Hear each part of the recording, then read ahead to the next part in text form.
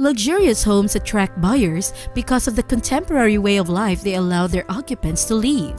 In this sense, IT has brought about a great deal of change. As a result of their wealth and power, rich and prominent people are always looking for ways to enhance their lifestyles. We hope this information will help those looking to lead an ultra-contemporary lifestyle. What is the way to show off your wealth? Hello and welcome to Luxury Premier, the ultimate destination for dreamers pursuing insight. And if you're here with us, it's not a coincidence that you are watching this video. Here in Luxury Premier, we only want what is best for you. May our videos inspire you and hope that all of your dreams may come true. Many individuals are drawn to purchasing a luxury house for the above reasons. It's important to realize that although many people want to possess a luxurious villa or apartment, not everyone can. Taking out a large loan to buy one and then regretting it later is a waste of time and money if you have the financial means to afford such a lavish lifestyle. For the last century, the south of France has served as a magnet for the world's wealthiest people. They built Mediterranean-side mansions for themselves as their wealth increased, and then they sold them off to the world's next crop of newly affluent when their wealth decreased. First, they sold the mansions to the Russian nobility following the stock market crash of 1929, then sold them to the majority of the European upper class following World War II. What is that? A mansion. The owner of the 187-year-old mansion, known as Villa Les Cedres, which sits on 35 acres of land, is now trying to sell the property in the hopes that it will be the next piece of old money to transfer into the hands of new money.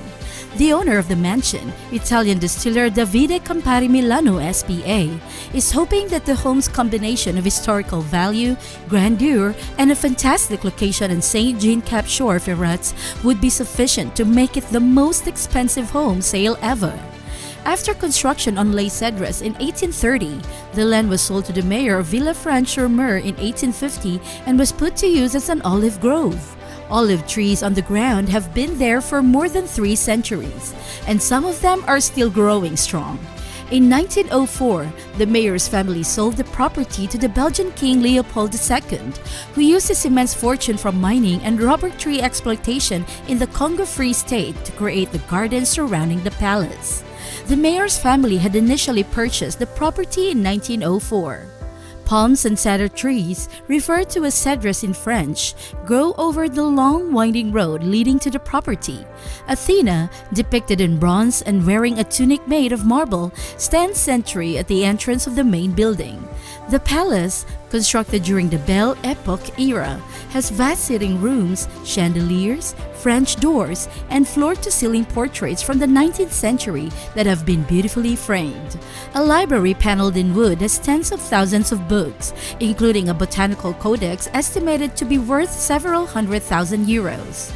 15 years after Leopold's death, in 1924, the business-owning Marnier-Laposole family, most famously associated with the production of Grand Marnier, bought Villa Les Cedres. We have been cultivating rare plants as a family for more than 80 years.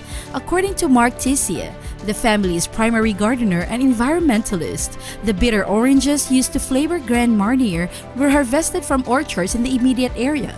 Before Campari's acquisition of the parent company of Grand Marnier, Société des Produits Marnier-Lapostole in 2016, the Marnier-Lapostole family had controlled Les Cedres. However, Campari eventually bought out the family. Campari decided to work with Savills, a real estate brokerage, after it became aware of a property that would be worth 20% of the company's entire revenue for 2016. SPML's managing director Fabio Di Fede, a former Campari executive, says speculations in the local media of a price tag of €1 billion are absurd gossip and rubbish, according to SPML. Although the asking price of €350 million may be a bit of an overstatement, the cost is mainly determined by the property size and the residence's location. Regarding real estate agents, the Caps are the most sought-after locations in France, except for Cap d'Antibes and Cap d'Isle. In addition to these, the Cap d'Aille and the Cap d'Antibes exist. There is a property in the same area owned by Microsoft co-founder Paul Allen and Broadway composer Andrew Lloyd Webber. A steering group made up of 5 members of the Marnier and Diffede families are overseeing the transaction. As for Campari, representatives have no say in who gets the property or to whom it is sold. Anyone can predict who the buyer is at this point, of course. For now, its citizens are pleased to reminisce about a time that seems so far away. A member of the steering committee, Stéphane Marnier Lapostole, and his 2 young children, Axel and Laura, would play in the villa's enormous manufactured pond, which Tessier fondly remembers. During their recreation time, they would sit on massive Amazonian lily pads that could double as flotation aids. Tessier recalls this event well. When buying a house, the sentimental value remains paramount, even when the price is sky high. Find out what's inside this stunning mansion. The light salmon and sand color scheme on the facade of St. John Cap Ferrat indicates that it was under the sovereignty of the Kingdom of Sardinia until the year 1860.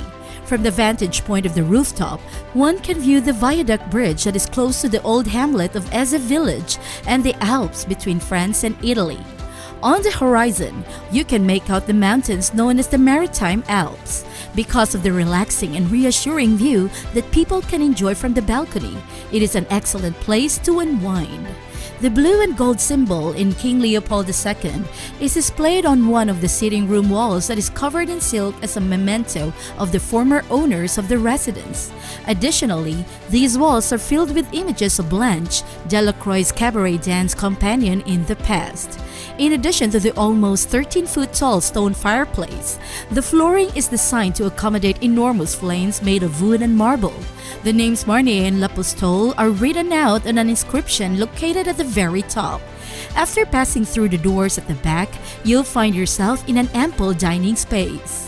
In a room on the second level, the new buyers will gut and reconstruct the home's old-fashioned interiors, which is not included in the purchase price but is something they will undertake anyway.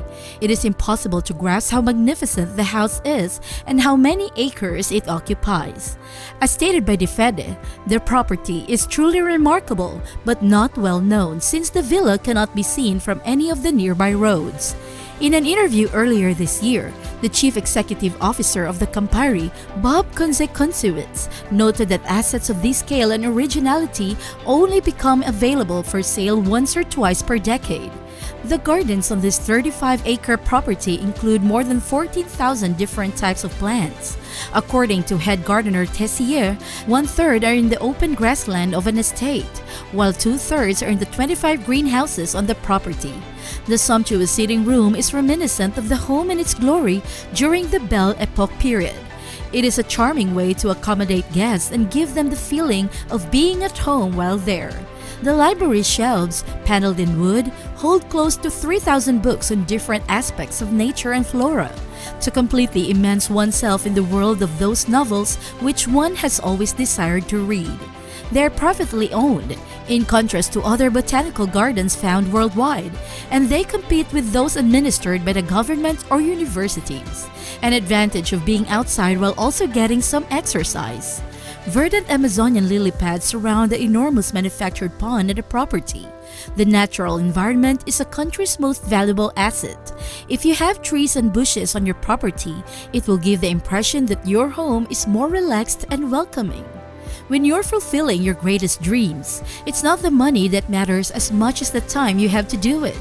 Having the leisure to do anything you want is a true luxury. It's a good idea to remember that some individuals can purchase not everything you want in life with money. It's essential to locate a partner, a buddy, or a group of individuals with whom you can enjoy joyous moments in life. Ultimately, we all go to work to earn a livelihood so that we may enjoy life's many luxuries. Isn't it possible to make so much money that you don't have to get out of bed in the morning? The pinnacle of luxurious living for many people is to manage their time and wealth. It is up to you whether or not you want to go to work on a given day if you are a well-off person. The ability to be content with what you have rather than always wanting more is a sign of contentment. You get all that and more when living in a luxury apartment or house.